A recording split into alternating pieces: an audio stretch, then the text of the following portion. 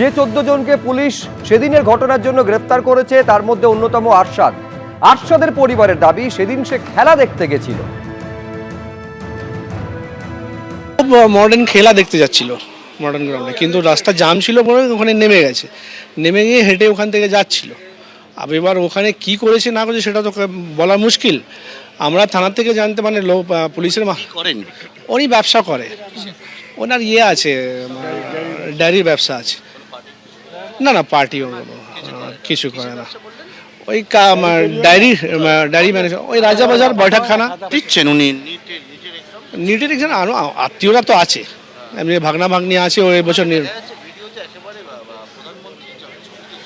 সেটা তো বলতে পারছি না, ওটা দেখা যাচ্ছে, আমরা তো দেখিনি কোনোদিন।